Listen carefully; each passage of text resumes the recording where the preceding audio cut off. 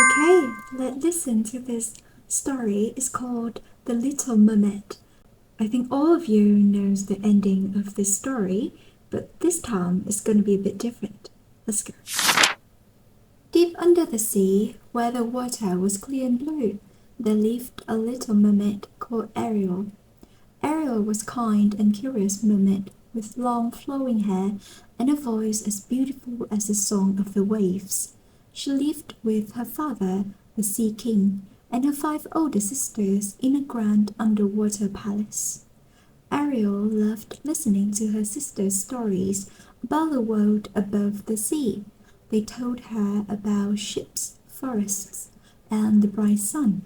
She longed to see it all for herself, but her father warned her that mermaids were not allowed to visit the human world.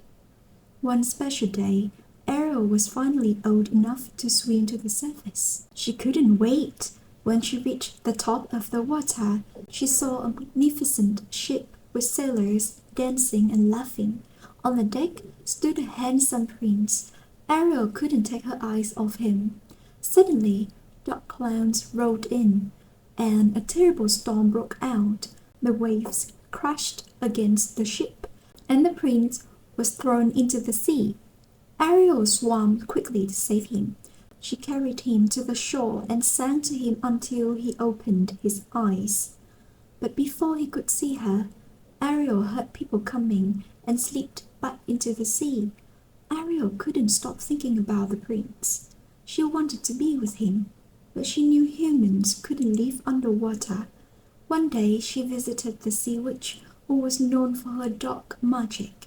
Ariel asked the witch to turn her into a human so she could be with the prince. The sea witch agreed, but with a condition. She would give Ariel legs, but Ariel had to give up her voice. If the prince didn't fall in love with her and marry her, Ariel would turn back into a mermaid and belong to the sea witch forever. Even though it was a hard choice, Ariel agreed. The witch cast her spell, and Ariel swam to the surface.